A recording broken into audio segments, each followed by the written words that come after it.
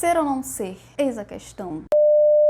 Olá, sejam muito bem-vindas, o meu nome é Ana Luz e muito provavelmente você já conhece essa frase que eu acabei de falar. O que talvez você não saiba é que não existe nenhuma cena do Hamlet segurando uma caveira, que no caso é a minha caneca de gatinho, enquanto ele dita essa frase. Na verdade, o monólogo existe e a cena da caveira existe, mas eles não são a mesma cena. Um se passa no início do livro e um se passa no final. Mas antes de mais nada, de falar sobre o livro em si, eu vou deixar a minutagem aqui embaixo para quem só quer realmente saber do livro. Mas eu queria agradecer alguns presentinhos que chegaram na minha casa recentemente. O primeiro deles, então, é esse daqui, que adivinha quem me deu? Ora, quem será? Páginas de Euterpe, né? Os grandes beneméritos. Eles sempre estão aí dando presentinhos especiais para as pessoas e dessa vez eles me deram Shakespeare e os Beatles. Na verdade, esses dois livros que eu recebi, eles têm muito a ver com essa resenha, com esse livro em especial. E quando chegou esses livros, eu achei, assim, muita coincidência, porque eles têm temas muito parecidos. Então, eles mandaram um recadinho pedindo para que eu entrasse em contato com o sonho do Booktuber fracassado, porque eles queriam dar um presentinho para eles também. Então, se vocês quiserem conhecer o canal do Sonho, ele tá sempre comentando por aqui. Então, quando vocês encontrarem o comentário dele, é só passar lá no canal, porque ele sempre tá por aqui. Então, muito obrigada, Páginas de Euterpe. E o segundo livro que eu recebi foi esse daqui, que não é tão surpresa, porque ele deixou aqui no ar que talvez eu fosse receber, que é o Natal dos Fantasmas, que eu ganhei do Gabriel, que sempre aparece nesse canal, é um dos meus amigos mais próximos hoje em dia. E ele tem um Instagram literário, é Ciência Literária, né, como eu falei, e ele fala muito sobre divulgação científica, leitura de não ficção.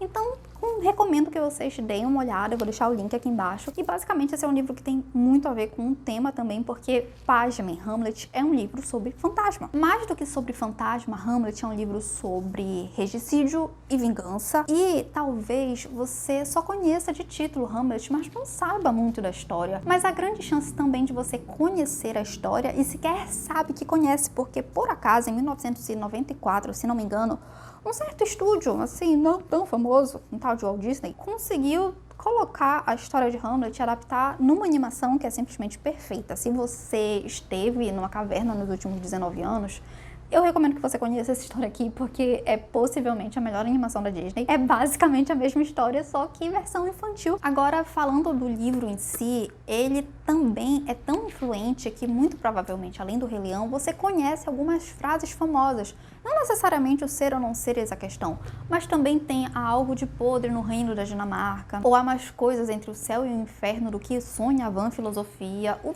livro, ele é tão, assim, clássico, que ele tem várias frases que foram recitadas em vários outros contextos, em várias outras obras, então muito provavelmente você conhece. Acredita-se que ele tenha sido escrito ali entre 1599 a 1601, então fica ali nessa transição mesmo do século XVI para o XVII. É meio difícil até dar uma data exata, porque tiveram várias versões dessa obra aqui. A própria história do Hamlet é necessário ser dita, inclusive essa edição da Penguin tem uma nota aqui de introdução que fala um pouquinho sobre isso. A história do Hamlet não era exatamente original, já havia outras montagens de peças, outras versões de Hamlet que falavam então de um príncipe que teve o seu pai assassinado e o seu tio que assumiu então, né, esse reino, essa coroa.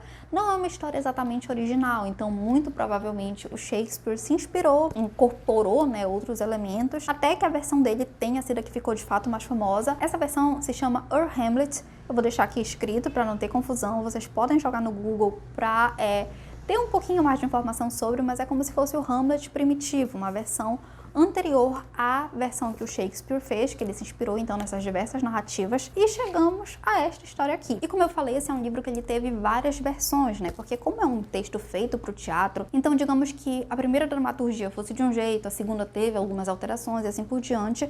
E tem até aqui uma introdução sobre isso e mostra qual trecho pertence a qual, porque essa versão aqui da Penguin meio que traz um compilado geral de todas essas publicações, talvez seja uma das mais completas, eu não sei se outras editoras fazem isso. Agora sim, eu já falei muito, já falei da edição, já falei um pouquinho das frases, agora bora começar a falar do livro em si. Então a história de Hamlet começa de primeira com um cenário em que os guardas do palácio, né, se passa no reino da Dinamarca, então os guardas do palácio, aí, em um momento de ronda, eles encontram um fantasma, eles começam a ser assombrados por fantasma quando chega meia-noite E aí eles chamam uma pessoa aí que faz parte da corte, que é o Horácio, que inclusive é um amigo do Hamlet, que é o príncipe, né, o personagem principal. E aí o Horácio, ele identifica que esse fantasma que ronda aí o palácio nada mais é do que o rei recém-falecido. O rei, então, desse reino, ele faleceu há mais ou menos um mês e quem assumiu foi o irmão dele, né? E pela identificação da roupa militar, o Horácio identifica que é o falecido rei, que também se chama Hamlet. E aí nisso, o Horácio chama o Hamlet pra mostrar, tipo, cara, olha aí teu pai dando rolezinho e ele não tinha que estar morto, por que ele tá fazendo isso?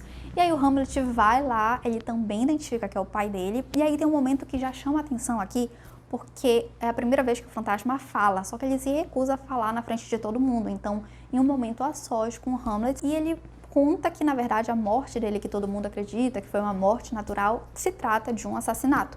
O irmão dele o assassinou para usurpar o trono. Isso do fantasma falar apenas com Hamlet nesse momento também gera algumas discussões sobre se de fato Hamlet estava vendo esse fantasma ou não. Enfim, tem todo um burburinho sobre isso. Eu acredito que sim, porque eu acho que o livro ele dá muitas provas sobre isso, mas é uma coisa que eu quero falar também com vocês no final. Então esse pai, ele tá indignado que a vida dele foi ceifada do nada. Ainda tem isso, né? Por ele ter sido assassinado, ele não foi para nenhum plano. Ele não foi para o céu, ele não foi para o inferno, ele ficou rondando, porque ele tem essa questão de, sabe, assuntos inacabados que a gente via no Gasparzinho? Então ele fica rondando esse plano e ele quer vingança, porque, poxa, né, coitado, ele queria ir para o céu.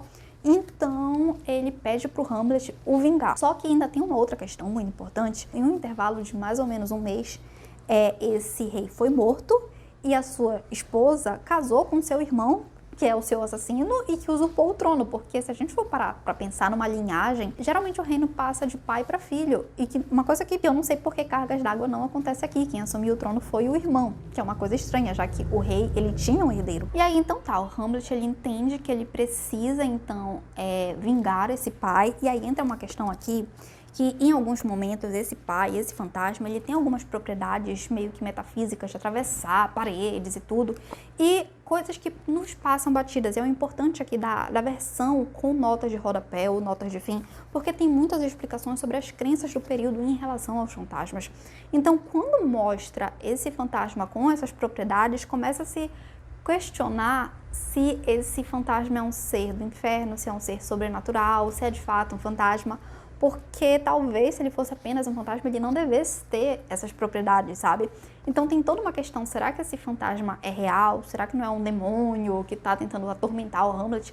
Tem tudo isso. Então o Hamlet, de início, ele não acredita 100% na história, mas ele quer muito colocar à prova, então ele decide testar para ver se essa história é real. E por algum motivo, a estratégia dele para ver se isso tudo é real é começar a se fingir de louco. Porque não sei. E aí isso entra também, né, na própria crença de que a história de Hamlet, eu sempre ouvi falar pelo menos de que era sobre um príncipe louco que tinha visões do seu próprio pai. Se ele é louco ou não, existem debates, como eu já falei, tem vários elementos que são elencados na história que podem levar a isso ou não, mas eu quero agora entrar na seção de spoilers. Se você se interessou e não quiser, né, ter mais informações, quer ler o livro, você pode ler o livro, tá de graça na Amazon no Kindle Unlimited, também tem versões em texto original em inglês, o e-book também é baratinho, ou você pode comprar nessa edição aqui, eu vou deixar o meu link aqui embaixo, eu tenho um link de afiliado, então tudo que você comprar, uma pequena comissão, centavinhos, vem pra mim, você não paga nada mais por isso, é só porque eu sou associada deles mesmo. Então, se você quiser me ajudar, será muito bem-vinda essa sua contribuição. Mas bora falar de Hamlet, porque tem muita coisa pra falar, então a partir de agora sim terão spoilers. A estratégia principal do Hamlet é o quê? Se fingir de doido. Por quê? Não sei, mas enfim, né, não vamos julgar.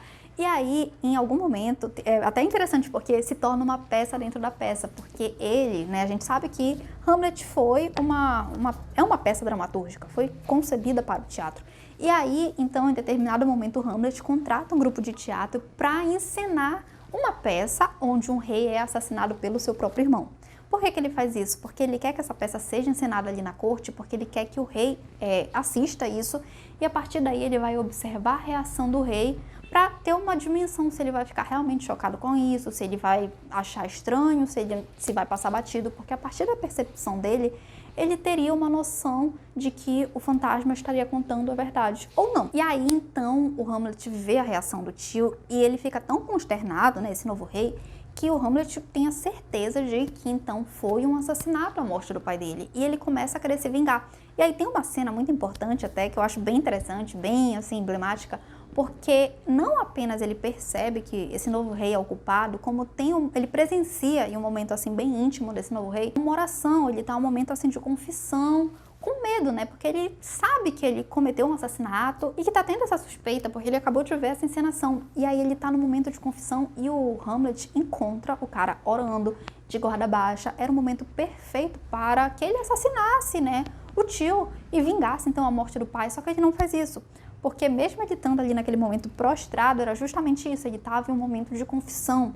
E se ele matasse alguém em um momento de oração, essa alma iria para o céu. E é bacana, né? É engraçado, porque a gente tem toda uma percepção de uma época sobre essa questão, né? De ascender ao plano, como tinha toda uma regra para isso, a forma como você morria determinava. E aí também há um outro núcleo dessa obra, que é a questão romântica. O Hamlet, ele é apaixonado por uma moça, que é a Ofélia.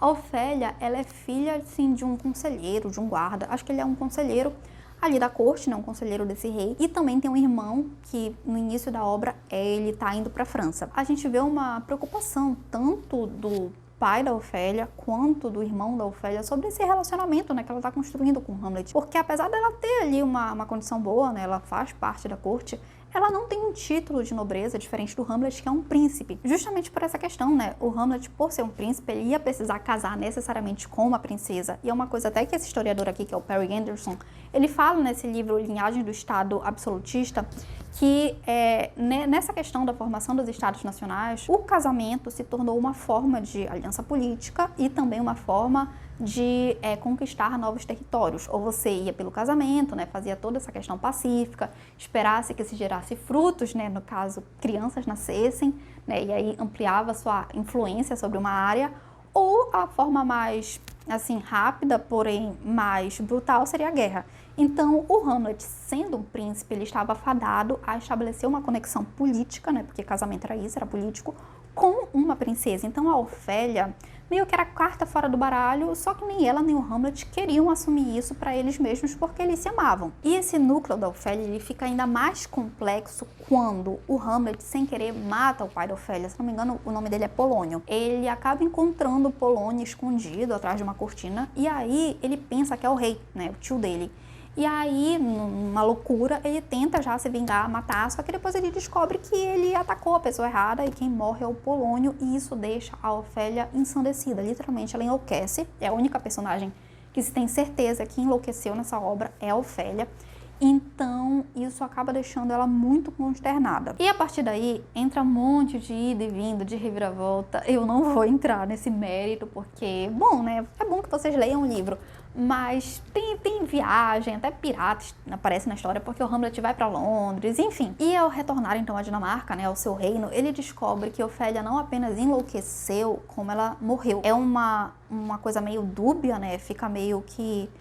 será que ela se matou ou será que ela caiu e morreu? Ela morre em um lago, afogada. E aí entra numa questão também que quando Hamlet retorna ao reino, ele fica descobrindo isso através de dois coveiros que estão conversando e eles estão cavando uma cova, o Hamlet não sabe nem para quem é. Então, esses coveiros, eles estão inclusive debatendo se uma pessoa que tem, né, que cometeu um atentado à própria vida, ela teria direito então a ser enterrada em um solo sagrado, como unção e tudo mais. Então, fica meio que subentendido isso. Só que é como eu falei, a Ofélia, ela pertencia àquela corte, então mexeram aí uns pauzinhos para ela ter um bom enterro e para que ela fosse de fato velada, porque provavelmente se não fosse, seria mais uma que ia ficar perturbando os outros que nem fantasma. Aí já é uma suposição minha. Inclusive, é nesse momento que tem a famosa cena da caveira, né, do monólogo com a caveira, que é outro monólogo, não tem nada de ser ou não ser, porque esse ele fala no início do livro, lá mais ou menos na parte da encenação de teatro. Aqui ele encontra a caveira, né, o crânio, de um bobo da corte que fez parte ali da infância dele e tudo mais. Aí ele começa a refletir sobre a finitude da vida, etc, etc. Enfim, é basicamente isso. A partir daí, né, desse grande momento do falecimento da Ofélia, o livro ele já se encaminha para o final e tudo acaba num duelo. Esse duelo ele se dá então entre o irmão da Ofélia, que acaba de retornar, assim como Hamlet chega da Inglaterra, o irmão da Ofélia chega da França, né, que ele foi ali no início do livro, E ele descobre que o pai morreu assassinado pelo Hamlet, a Ofélia, que era o grande amor do Hamlet, ficou doida e possivelmente se matou, e ele quer vingança. E ele é fortemente influenciado nessa vingança por adivinha quem? Pelo rei, porque o rei também quer se livrar do Hamlet. Então o rei, ele meio que chega, né, chama o irmão da Ofélia e diz, olha, é o seguinte, chama ele para um duelo e aí eu vou te dar duas formas aí de tentar garantir a morte dele. Primeiro, uma espada envenenada para você tentar espetar e aí ele morre com veneno. Mas se nada der certo, tem aqui também uma taça, né, com um vinho envenenado. Então, de uma forma ou de outra, o Hamlet estaria fadado a morrer, fosse pela espada ou fosse pelo vinho. Bom, isso daqui é uma tragédia, né, do Shakespeare. Então, não sei se vocês já estão familiarizados com as tragédias dele, mas a tendência é que pouca gente sobreviva, pelo menos dos protagonistas, possivelmente todo mundo morre. E é isso que acontece aqui. Então, nesse duelo, tanto Hamlet quanto o irmão da Ofélia, eles, assim, se ferem ao duelo realmente mortal. E aí, mesmo que tenha toda essa questão do ódio, então assim, o Hamlet, ele obviamente não é apenas ferido, ele é ferido por uma espada envenenada, então o corte vai infeccionar e ele vai morrer, mas ele também consegue ferir letalmente o irmão da Ofélia, só que antes disso eles acabam se perdoando. Então ali naquele momento, né, pé na cova, bora se desfazer de qualquer momento, de qualquer planejamento de vingança para poder ir pro céu, porque ainda tem toda essa questão, né, tem toda essa preocupação de morrer e ir pro céu. Era uma coisa que ele não queria que acontecesse com o tio, que é uma coisa que foi negada ao pai dele. Então vejam que o livro inteiro ele é meio que voltado para essa questão de passagem. Então eles acabam se perdoando, mas o Hamlet precisa se vingar, ele jurou isso para o fantasma do pai. Então, ao fim, ele consegue espetar esse rei e também ele faz com que ele beba a taça, mas o problema é que antes mesmo do duelo começar, a mãe do Hamlet viu uma taça de vinho e achou que seria uma ótima ideia beber. Então também ela bebeu de uma taça envenenada e no final todos morrem, né? Todos estão fadados, mas não é uma morte imediata. O Hamlet, ele fala, tem um monólogo dele de morte e tudo mais. Então assim, no final todo mundo morre. E o reino da Dinamarca fica com quem? Pois é, aí é uma questão que eu quero conversar com vocês, porque entra aqui no aspecto do momento histórico da Inglaterra, né? Porque assim, o Shakespeare, apesar de ele ser inglês, não sei nem se ele um dia saiu da Inglaterra, ele escrevia sobre vários lugares. Conto de uma Noite de Verão se passa na Grécia, Romeu e Julieta se passa em Verona, O Mercador de Veneza se passa onde, adivinha? Em Veneza. Então assim, a gente tem um cara que escrevia sobre diversos lugares. E tudo bem. E aí aqui, como eu falei, o reino da Dinamarca, ele fica sem linhagem, mas existe um personagem que em nenhum momento ele aparece até o final, mas que ele sempre é mencionado, que é o Fortinbras. O Fortinbras, talvez o nome dele não seja esse em inglês no original, porque tem alguma relação sobre forte e braço, pelo menos é o que eu vi no texto introdutório aqui. E esse personagem, ele teve o seu pai também assassinado pelo pai do Hamlet, né, pelo Hamlet pai, e ele jura vingança. Então ele tá cada vez mais se aproximando da Dinamarca, ele tá reunindo um verdadeiro séquito para se vingar. Lembra daquela questão que eu até comentei, cadê o livro? Aqui no Perry Anderson. Então, no fim, a gente vê uma extinção de uma linhagem e outra sumindo, que é, então, o Fortinbras. E aí o reino da Dinamarca vai passar para os descendentes dele e assim por diante. E é assim que acaba Hamlet. É a história de vingança. A vingança se faz, mas por ser uma tragédia de Shakespeare, o personagem principal morre no final, assim como basicamente todas as outras pessoas ao entorno dele, à exceção do amigo dele, né, que é o Horácio, que mostra o fantasma lá no início. Esse continua vivo, inclusive ele tenta, né, se matar, mas o Hamlet chega, não, alguém precisa contar a minha história. Fique vivo para contar a minha história. Enfim, não é um príncipe. E como eu falei, essa é uma história que tem muita adaptação. Eu não cheguei a ver nenhuma montagem mais recente. A única que eu vi tem aqui no próprio YouTube. Se você colocar no Google Hamlet 1948, que é a do Laurence Olivier, né? Essa versão ele dirigiu e ele contracenou ali como Hamlet mesmo. Esse filme, inclusive, deixa muitas nuances, assim, a meu ver, sobre essa própria questão da relação do Hamlet com a mãe, porque, né, tem uma questão que eu não comentei, mas é bem problemática, né? A mãe do Hamlet, ela casou com o cunhado, pouco mais de um mês depois que o seu próprio marido faleceu. Se ela tinha alguma relação com esse assassinato, é uma coisa que a gente nunca fica sabendo, mas é uma coisa assim que a gente pode ver que é bastante problemática, né? Porque, assim, se fosse hoje em dia, todo mundo já ia achar estranho um mês depois a pessoa já casar. Se passando, então, numa transição de século XVI para XVII, eu penso que as pessoas não estariam pensando, sabe? Tanto que uma coisa que me chama a atenção é que quando o fantasma aparece, em nenhum momento as pessoas pensam, não, vamos chamar a esposa do falecido. Porque ela não tá mais na condição de viúva, ela tá na condição de esposa do novo rei. E que muito provavelmente isso não foi aceito ali nessa corte, assim, de bom grado, né? E esse livro, ele ficou muito famoso, né? E é engraçado que tem um ícone que fica muito famoso também, que é a caveira. Eu tenho 2 edições do Hamlet e nas duas tem o desenho da caveira na capa. É engraçado como criou-se, né, uma ideia de que tem esse monólogo dele segurando a caveira no ser ou não ser. E eu sempre acreditei nisso, pessoas sempre acreditaram nisso, e não é real. Eu não sei em que momento isso começou, né, quem disseminou. Eu quero aproveitar que eu tô com 2 edições em mãos, inclusive uma ainda no plástico, porque eu quero alertar sobre a importância da edição quando você vai ler um livro desse, principalmente porque é um livro muito antigo. Tem muita questão aqui que é bacana você ler na nota de rodapé, na nota de fim de texto, porque tem informações sobre o período, sobre a mentalidade da época, que podem passar batido e que aqui você tem acesso. E fora isso, eu também acho legal pensar em algumas outras relações que Hamlet pode trazer com o período em que ele é escrito e a crença sobre a loucura, sobre os fantasmas. Por exemplo, esse livro aqui, que eu ainda não li o capítulo dos fantasmas, embora ele seja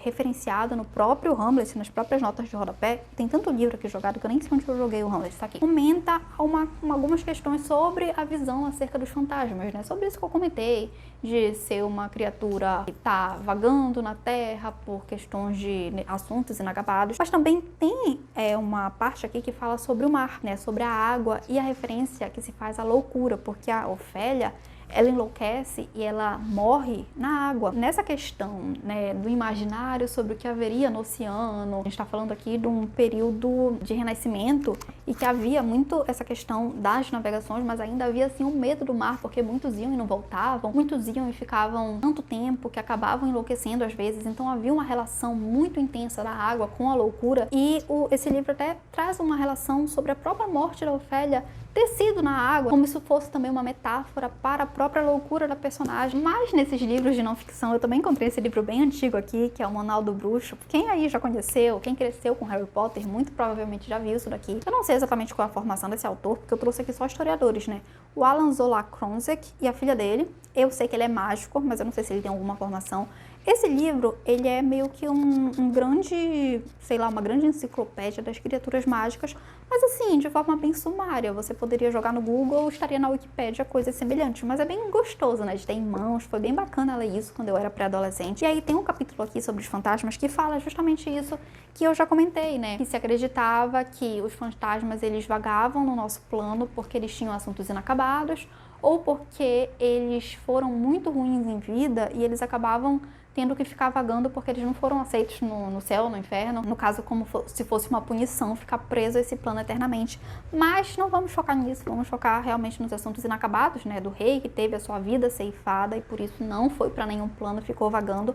Então, uma coisa que permeia o imaginário, possivelmente até hoje, não à toa, né? A gente viu no Gasparzinho. E por fim, tô terminando o vídeo, eu sei que tá gigante, eu quero falar do Fortinbras, né? Esse personagem que chega e que, né, chega e tem o reino entregue a ele de bandeja, porque, como eu falei, esse livro ele é mais ou menos datado entre 1599 e 1601, e a gente está aqui no período elisabetano. O Shakespeare, ele tinha uma relação muito amigável com a Rainha Elizabeth, até porque ela era uma grande fomentadora das artes, do teatro. Era bem, assim, frutífera a relação deles.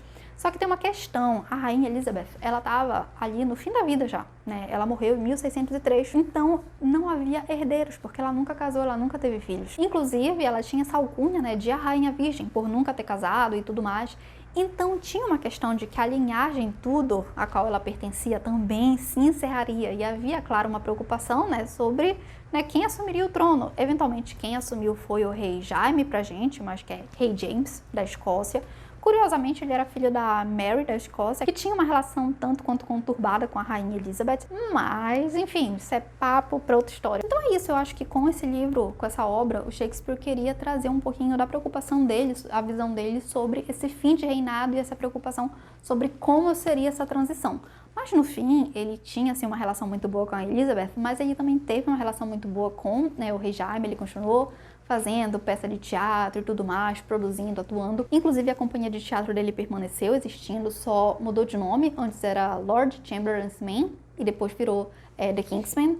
Então, assim, ele continuou com uma relação muito boa. E antes de acabar, eu só quero ressaltar aqui que eu não acredito, tá, que o Hamlet seja louco, porque não faz sentido pra mim. Tanto que tem uma cena quando ele fala sozinho com o pai, né, com o fantasma do pai, que leva, né, essas divagações, mas depois tem uma cena em que todos ouvem o pai do Hamlet, né, porque o Hamlet meio que faz um complô para tentar se vingar do tio, e os guardas do palácio meio que fazem parte desse complô com ele. Todos ouvem o fantasma do pai no subsolo do teatro fazer com que todos prometam. Fora a questão de que o próprio Hamlet identifica durante a encenação, pela percepção do rei, que ele é culpado, tem a questão da oração. Então não faz sentido pra mim, Ana Luz, que ele seja louco. Muitas pessoas confabulam sobre o Hamlet ter muito ciúme da mãe, né? Um ciúme meio que uma coisa meio Édipo, sabe? Que talvez ele tenha um ciúme pela relação que a mãe tem com o tio, aí já entra por um outro viés. E bom, o vídeo já tá muito grande, a câmera tá desligando, a bateria tá acabando, então eu vou me despedir de vocês antes que, né, eu seja censurada aqui.